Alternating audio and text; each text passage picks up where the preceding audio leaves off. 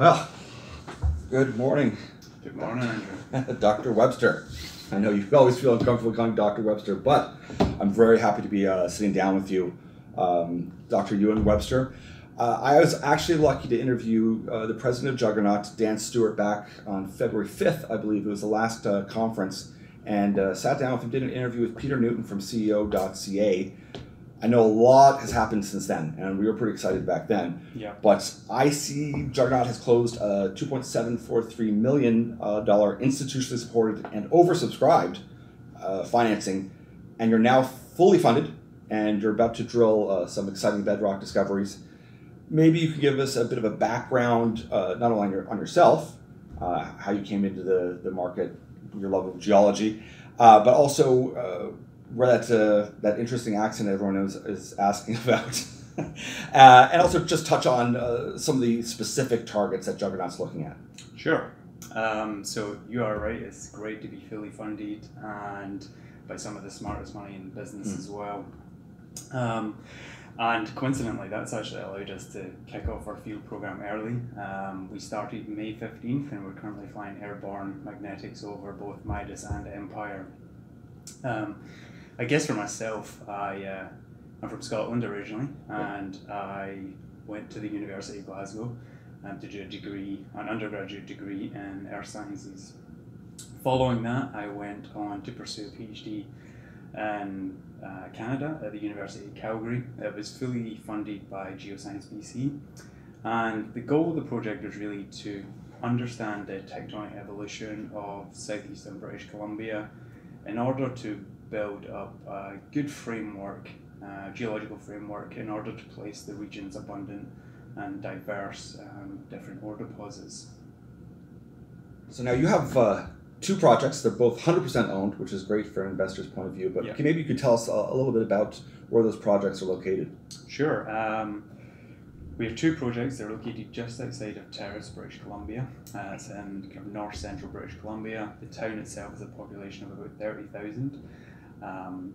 Midas is situated about 24 kilometres southeast of Terrace, and it's 14 kilometres from Midas to CN Rail, Power and Highway. And Empire is about 35 kilometres northeast of Terrace. It's only 8 kilometres to Highway, Power and CN Rail as well. And both properties are Logging Road accessible, so the infrastructure in the area is fantastic. That's perfect. That's great for an investor to know they're close to infrastructure. Indeed. So what is the geological model?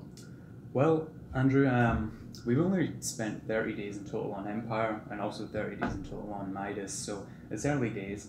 But at Empire, there's indications of a porphyry system and a porphyry style mineralization at work. As well, there's a couple of discrete areas on the property where we're seeing more of a VMS signature. Then on Midas, also we're seeing a VMS style system. As well, it's slightly more complicated. It seems to be some sort of more orogenic overprint on top of that. But I think the key thing is that both of these properties are hosted in a world-class geological setting, and there's brand new bedrock discoveries, and both of these properties are going to be tested with the drill bit this year, so it's very exciting times for us. That is pretty exciting. Now, but I'm going to put you on the spot a bit, because in this sector we hear world-class quite a bit. Yeah. So what's your impression when you use the word world-class, or use that term? What's that mean to you? Well, I think it's rocks that have known deposits associated with them. And we're fortunate where we are that we're in the Stikine terrain, and Empire is hosted in the Hazelton Group volcanics. And these are prolific through the Stikine terrain and are known to host multiple world-class deposits. And then at Midas, the BCGS were in their mapping in 2007 and 2008. And they remapped a sequence of volcanic rocks as bimodal marine volcanics, and they suggested that the area has gone overlooked using the VMS model as an exploration tool. So, and they said it's basically one of the kind of last areas in British Columbia that may host world-class VMS systems. So very exciting times to be involved in exploring in this region. So what are the primary commodities that you have both at Midas and Empire? Well, we're fortunate. Both of these properties are genuinely polymetallic mineralization, meaning multi-element. So we have gold, silver, copper, lead and zinc present on both Empire and Midas and numerous different zones. What can you tell about the exploration team? Well, the exploration team itself is headed up by Dr. Stefan Cruz. The team itself has a long history and a proven track record. A very experienced team. Several of the individuals have been recognised by their peers in the industry for making genuine discoveries as well. Excellent. So what's your plan for 2018? Well, ultimately we're going to be drilling many of these high-grade bedrock discoveries on both Empire and Midas. But as I mentioned earlier, we've already kicked off our 2018 season and we're currently flying airborne magnetics. And what that's going to do is help us basically refine and focus our ground-based exploration program that's soon to commence.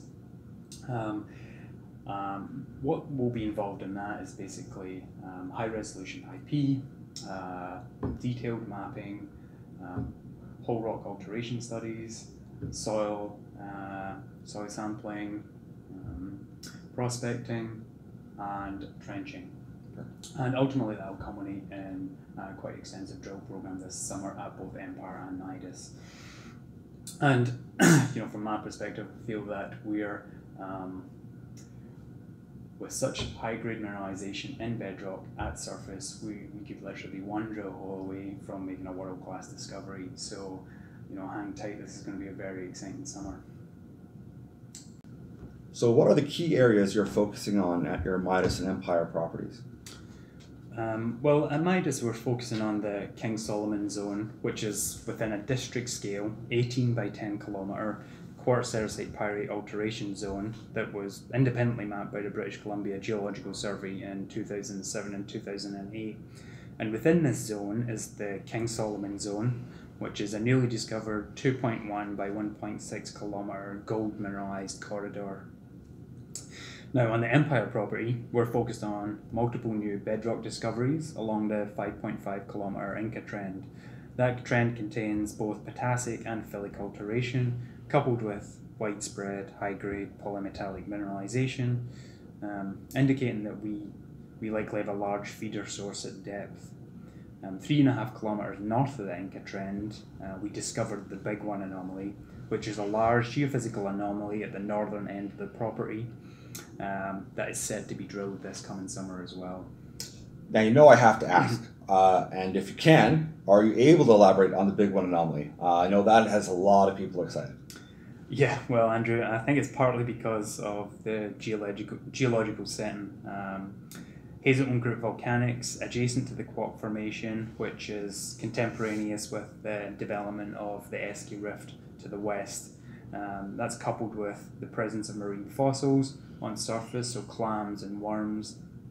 And also Geoscience BC, as part of the Quest survey, also identified this particular target as an anomaly as well. So some great information coming out of the Geoscience BC survey there as well, and we're just fortunate enough to have followed up on that. Focusing on the anomaly itself, it's a strongly conductive body measuring 1,000 by 800 by 300 metres. The conductive zone comes to within about 30 metres of the surface and remains open to depth. The body itself is tabular in shape, and the presence of sulfides, including chalcopyrite on surface, and the presence of marine fossils in the area are all really strong indicators of being near what was a hydrothermal vent system or a kind of black smoker type environment on the sea floor. These results demonstrate Big One has strong potential to be a VMS. Drilling this summer will test the core of this anomalous body, so it's very exciting to be drilling this new anomalous target. Wonderful.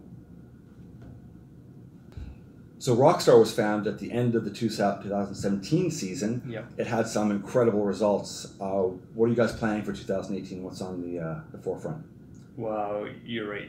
Finding Rockstar at the end of the season was an incredible way to finish up the season. It was a fantastic discovery and very exciting.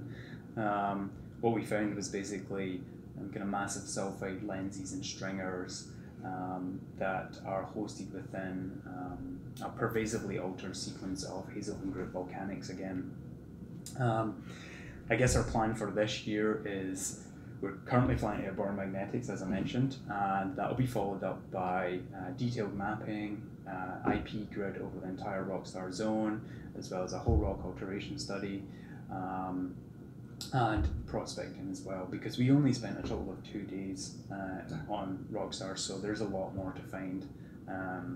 And ultimately this season will culminate in drilling at Rockstar as well. So I look forward to those results. The results we've seen to date from your second 100% controlled Midas property remind me of some of the larger gold discoveries I've seen in my career prior to drilling. Can you tell me about the Midas property and what the plans are for the project? Sure. So, as I mentioned already, Midas is part of, or situated within, this 10 by 18 kilometre alteration system that was mapped by the BCGS. That system consists of mostly quartz-arsite pyrite alteration, plus or minus chlorite depending on what the original lithology was, as well as extensive Gaussian development throughout the area. They also remapped a sequence of volcanics in there as being marine in nature, and suggested that this larger alteration system might be a result of a VMS style system at depth. Subsequently, the area has been deformed quite extensively, and there seems to be a lot of remobilization of the gold and polymetallic mineralization into shears, fractures, and along foliation planes. And a recent petrographic study that we completed suggests that the mineralizing system may be orogenic in nature. Within this large system is the King Solomon zone, and that measures 2.1 by 1.6 kilometers. It is defined by golden bedrock from chip, channel, and grab samples. Highlights from that zone include a channel sample that graded 4.3 meters of 10.3 grams per ton gold. So really good gold numbers over good lengths. The exploration program for this year will follow a similar format to that Empire. As I mentioned, we are currently flying airborne magnetics already, so that data is coming in as we speak. And ground-based exploration will consist of a large IP grid over the King Solomon zone, as well as detailed mapping, prospecting, channel sampling, trenching, and a whole rock alteration study.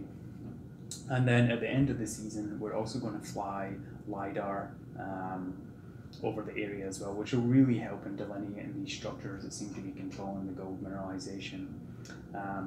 And we're also planning a fairly extensive drill program this year for Midas as well. And all that ground-based exploration is going to help with refining that program this coming summer.